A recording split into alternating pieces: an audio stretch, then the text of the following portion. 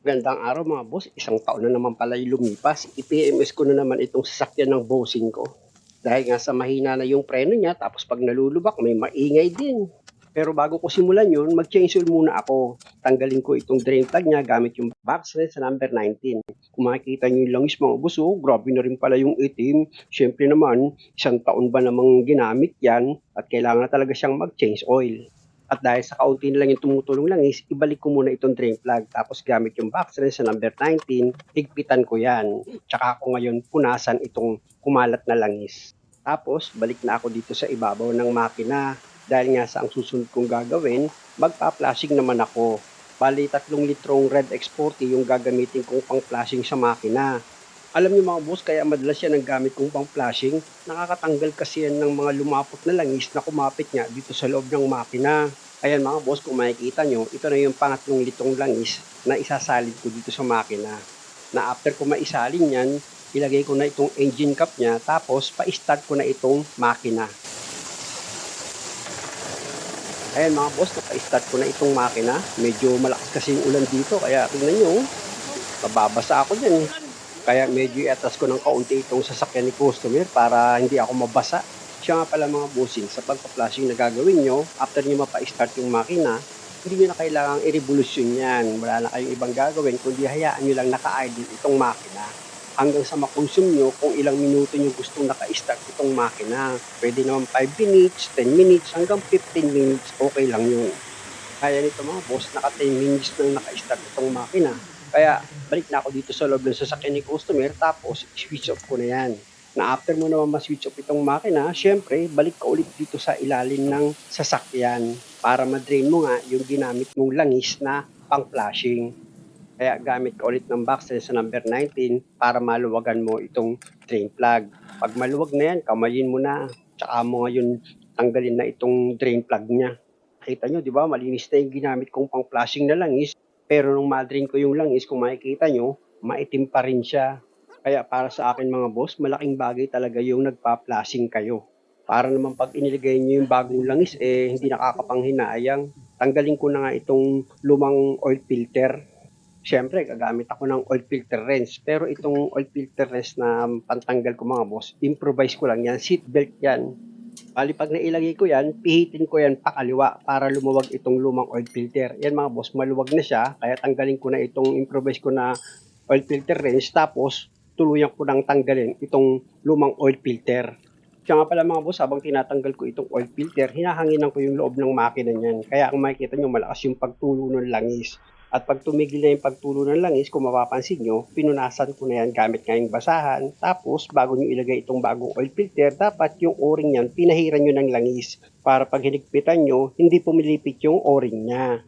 At sa paghigpit naman na gagawin nyo dito sa oil filter, wag naman yung sobra-sobra sa higpit gaya nung ilang nagagawa ko na halos masira na yung pinaka-base ng paglalagyan ng oil filter. Wag ganon, yung tamang higpit lang, pwede na yon mga bossing. Kaya lang mga boss, kung mapapansin nyo, ang daming tagas-tagas ng langis dito sa ilalim ng makina ni customer. Kaya ayun pa yung isang aasikasuhin ko eh. Ilagay ko muna itong drain plug niya, tapos gamit yung boxer sa number 19, higpitan ko na yan. Tapos punasan nyo itong kumalat na langis dito sa drain plug. Pag okay na, balik ka na ulit dito sa ibabaw ng makina mo. Siya nga pala mga boss, yan yung ginamit kong panghangin dito sa loob ng makina. Soft fly yan mga bossing. Dahil sa okay na ito, mahigpit na yung drain plug, pati yung oil filter niya, pwede na akong magsali ng langis. May nakaready si customer na 2 gallon. Pero hindi ko isasalin lahat yan mga bossing, meron diyang natitirang kaunti. Ayan, naisalin ko na yung unang galon, ito na yung pangalawa. At para hindi kayo sumobra sa pagsali ng langis, syempre naman dapat tatansyahin nyo yan. Tigilan nyo muna, tapos hugutin nyo muna itong dipstick para matansya nyo kung gaano pa karami yung idadagdag nyo. Syempre naman, pag hinugot nyo yung dipstick, punasan nyo yan. Para pag ibinalik nyo, para sukatin nyo ulit yung langis, makuha nyo yung tamang sukat. Gaya nito mga boss, kulang pa ng kaunti yung kinarga ko langis dito sa makina. Kaya ang gagawin ko dyan, syempre, ibalik ko muna itong dipstick niya, tapos magdadagdag ako ng langis. Pero hindi ko naman sinasabi na yan na yung final na pagkarga ko ng langis. Dahil sa pag-instart ko yan, magkukulang pa yung langis dito sa makina dahil nga sa yung oil filter, wala pa yung laman. Kaya magdadagdag pa rin kayo dahil siguradong magkukulang pa rin yan. Dahil nga sa nag-change oil ako, syempre pati yung air filter nito kasama yung sa papalitan. Siyempre, tatanggalin ko itong cover ng air filter housing, tapos yung clamp naman dito sa inlet hose, luluwagan ko yon.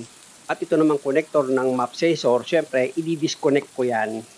Pag okay na, dito ka naman ngayon sa clip ng air filter cover mo, i-release mo lang naman yun. Tapos pwede mo nang iangat itong cover niya. Kaya lang, dahil nga sa may nakaharang na hose, kailangan mong tanggalin yan. Meron ka lang naman clamp na luluwagan dito sa kabilang dulo ng hose. Eh, pag maluwag na, pwede mo na ngayon tanggalin itong hose dito sa pinagsasaksakan niya. Tapos dun sa kabilang side, ganoon din, meron din siyang clamp. Papunta kasi yan sa turbo mga boss yung hose na yan. Pag naluwagan mo na yung clamp dyan, o pwede mo na ngayon iangat itong hose. Ayan, iangat mo lang siya. Pag naangat mo na siya, kunin ko yung clamp niya. Ayan nalaglag siya Dito naman sa kabilang dulo ng hose, ayan yung clamp niya. O, di ba? Ganun lang. Basic lang, di ba? At kayang-kaya nyo. At pag meron pa kayong nakitang nakaharang dito sa cover ng air filter nyo, i-disconnect nyo lang naman yun. I-release nyo lang siya kung meron siyang wire gaya nito, di ba? At kung sa palagay mo, wala nang nakaharang, pwede mo nang hugutin itong cover ng air filter mo. Total, naluwagan mo naman na yung clamp dito sa inlet hose niya, di ba? Ganun lang siya ka-basic. Pwede mo na ngayon tanggalin itong lumang air filter. Kaya lang dahil sa wala pa yung pyesa, lipat muna ako dito sa pagpalit ko ng fuel filter. Kasama yan sa PMS mga bossing. Gagamit ka lang naman ng plier dyan para mailis mo nga yung bawat clamp nitong fuel hose. At pag nailis mo na yung dalawang clamp niyan or yung tig-isang clamp nila, pwede mo na ngayon hugutin itong fuel hose dito sa upper pump. Pag medyo matigas yung pagtanggal ng fuel hose mga boss, pihitin nyo lang yan gamit yung plier para maluwag siya pag tinanggal nyo itong fuel hose. Ayan mga boss, natanggal ko na yung dalawang fuel hose. Para ma-pull out mo nga itong fuel pump filter assembly, syempre gumamit ka ng box wrench na number 12. Tanggalin mo yung dalawang bolt na nakalagay dito sa upper pump mo. Pag natanggal mo na yung dalawang bolt na number 12, kailangan i-disconnect mo muna itong connector niya dito sa sensor ng fuel filter. Na pag okay na, pwede mo na ngayon i-pull out itong fuel pump filter assembly. O, diba? Ganun lang siya ka-basic.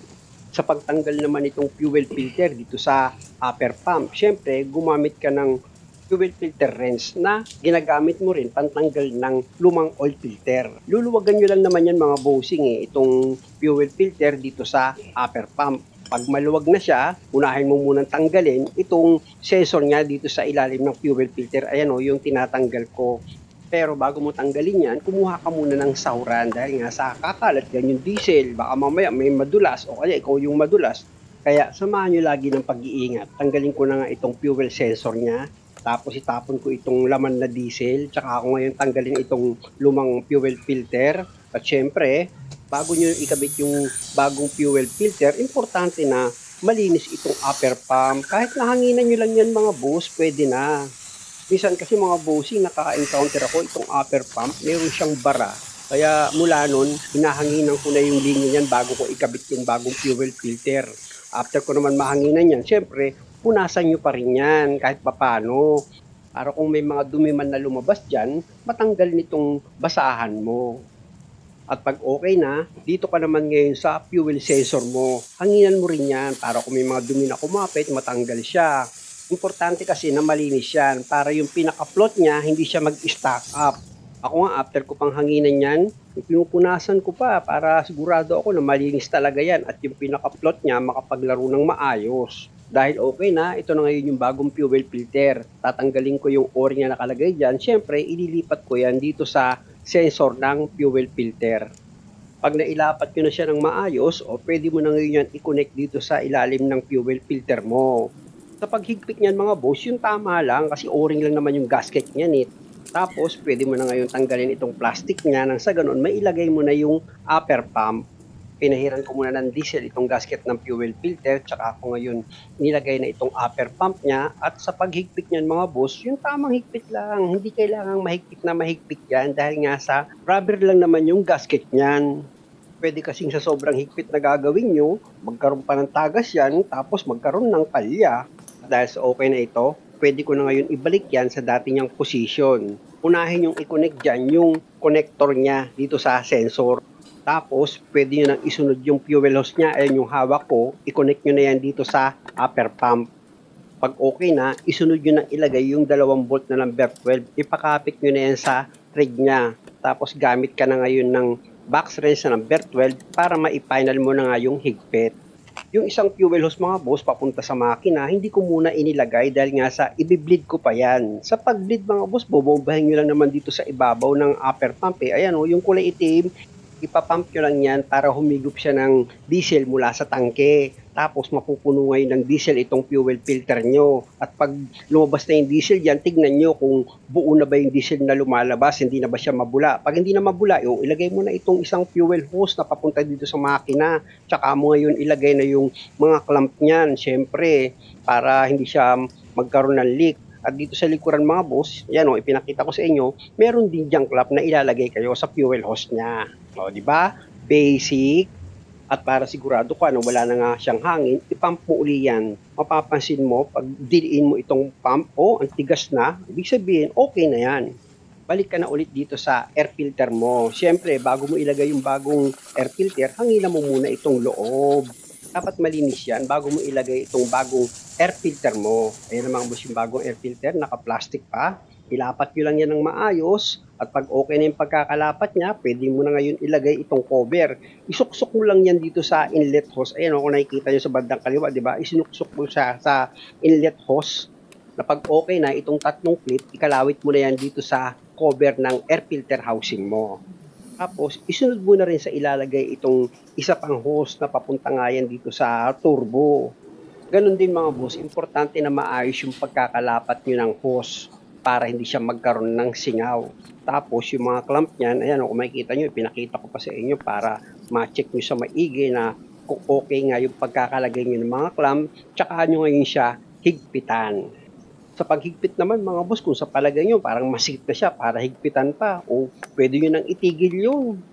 Hindi naman kailangan dyan yung mahigpit na mahigpit kasi unang-una masisira lang yung clamp. Yung iba nga, gagamit ka lang ng plier, iipitin na ng clamp yung hose eh. At kung sa palagay mo okay na yung pagkakahigpit mo ng mga clamp dito sa hose o dito ka naman ngayon sa mass airflow sensor niya. Sa pagtanggal niyan mga boss, meron lang naman siyang dalawang screw. Siyempre kanina nakita niyo naman 'di ba yung connector niyan, hinugot ko na. Dahil natanggal ko na yung dalawang screw, pwede niyo na ngayon dahan-dahan hugutin itong map sensor. Sa loob ng isang taon mga boss, hindi naman masyadong dumumi itong map sensor niya. Pero siyempre, kasama yan sa trabaho, kaya linisan ko pa rin yan. At sa paglinis niyan, siyempre, gagamit kayo ng pang-spray. Yung ginagamit ko dyan pang-spray mga boss, yung map sensor cleaner. Ayan yung i-spray ko. At sa pag-spray na gagawin nyo, yung bang pasundot-sundot lang. Kasi kung masyado nyo namang ibibirit yung pag-spray dito sa sensor, mamaya masira pa yan. At kung sa palagay nyo malinis na itong sensor, huwag nyo muna siyang ilalagay. Importante na patuyuin nyo muna yan bago nyo siya ilagay sa dati niyang posisyon. Kaya nito mga boss, tuyo na siya. Kaya pwede ko na yan ilagay. Siyempre, dahan-dahan nyo siyang ilapat ng maayos at pag lumapat na, ilagay mo na itong dalawang screw niya. Ipakapit mo muna yan sa thread. Pag kumapit na, gamit yung Philip screw mo, siyempre yung paghigpit na gagawin mo, dahil plastic lang yung kinakapitan yan, yung tamang higpit lang. At kung sa palagay mo okay na, pwede mo nang ilagay itong connector niya dito sa map sensor, di ba? Tsaka yung linya, iayos mo ng maigi. O ilapit ko itong camera mga bossing para makita nyo maayos yung pagkakalagay ko ng map sensor, pati itong linya niya. O di ba, nakalinya. At dahil sa okay na tayo dyan mga bossing, lipat naman tayo dito sa pag-drain ng radiator. Gumamit ako ng allen wrench dyan mga boss para matanggal ko nga itong drain plug niya. At pag natanggal niyan mga boss, syempre hindi tutulo yan kasi may takip yung radiator eh. Kaya kailangan tatanggalin mo muna itong takip para bumulwak yung paglabas ng coolant dito sa radiator. Ayan na mga boss, kung makikita nyo dito sa baba, yung coolant niya naging kulay kalawang na. Fast forward ko na ito mga bossing, binalawang ko ng mineral water yan, tsaka ako ngayon siya hinanginan dito sa ibabaw ng radiator.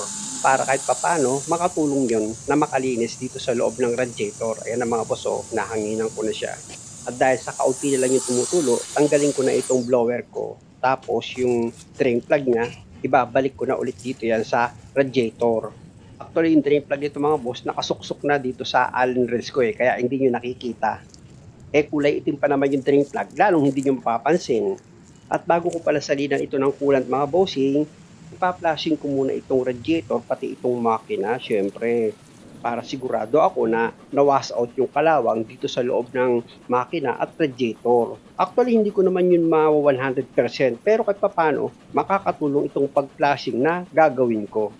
Ayan mga boss, napuno na itong radiator ng tubig. Lagay ko na itong radiator cap niya. Tapos, papa-start ko itong makina.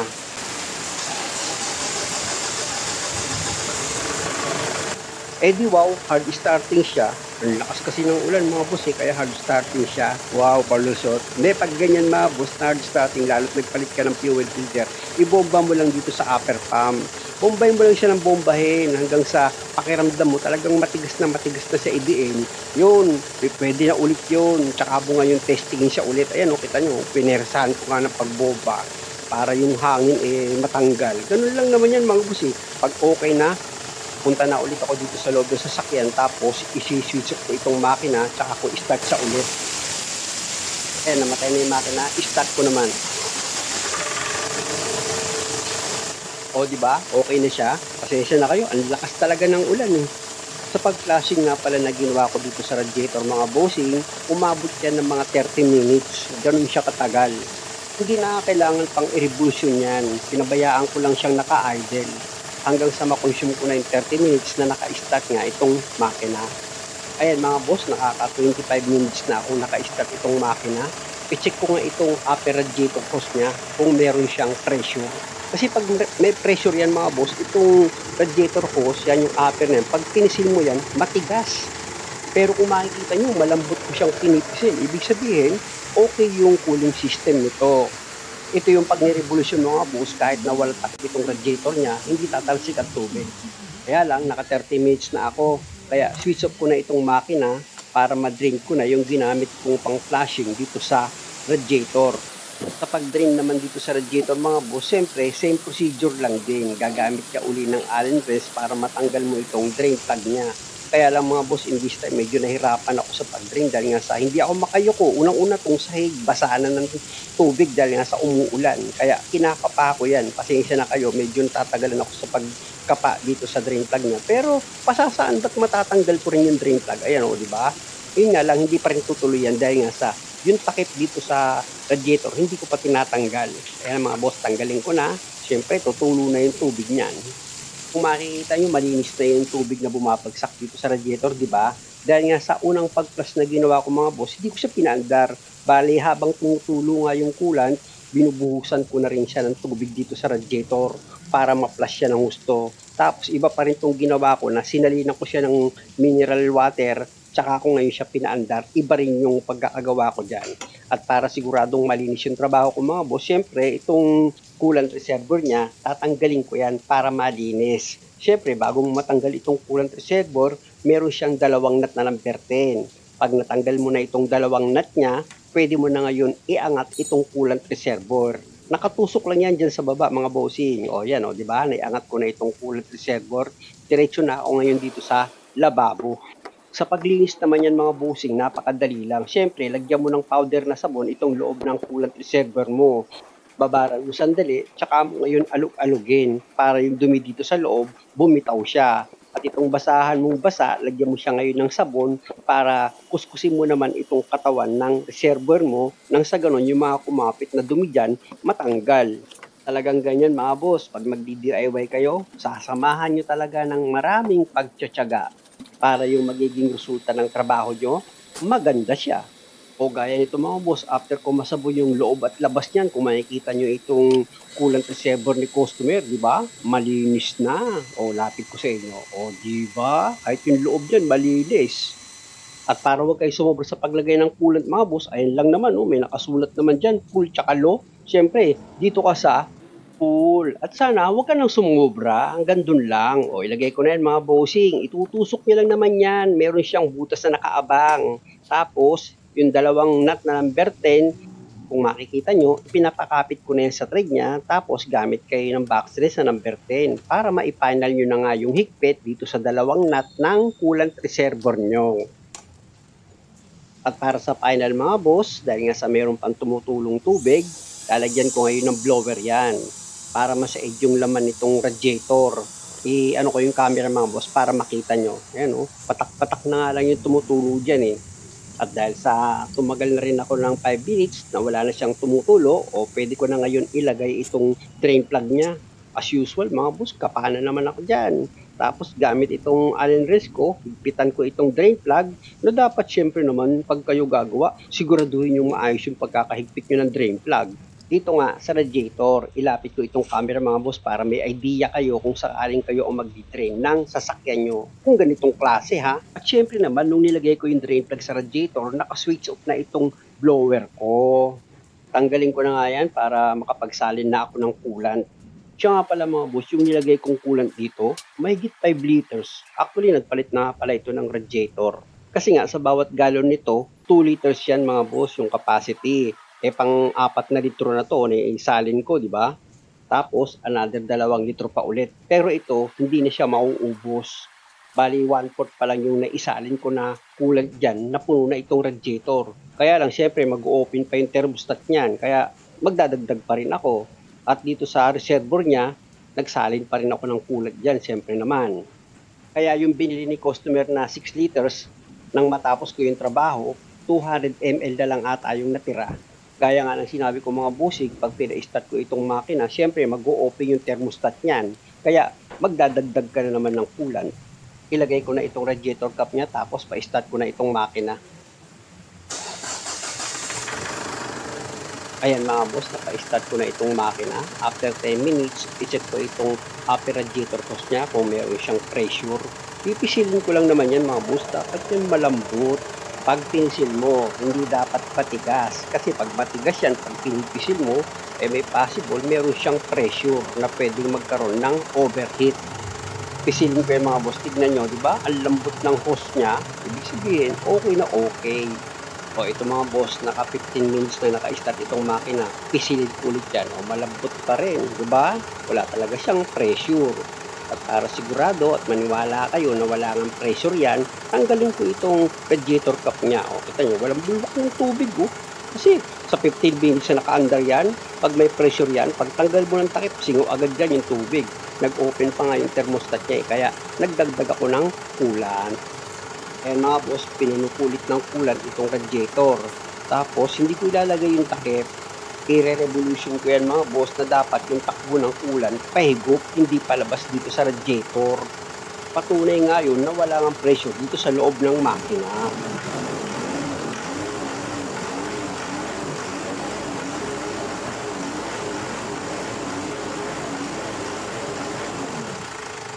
O, di ba mga bossing, okay na okay yung cooling system niya. Kaya nga kahit ilagay ko itong radiator cap niya, tapos pisilin ko itong radiator hose, hindi mo siya makikitaan ng pressure natitigas itong radiator hose niya, wala nun. Maganda kasi yung cooling system. Ayan mga boss, nag-open ulit yung thermostat niya, kaya nagdagdag ulit ako ng coolant. Pero yung coolant na idinagdag ko mga boss, konti na lang, kaya last na yan na pagdagdag ko ng coolant, i-rev ko uli yan mga bossing.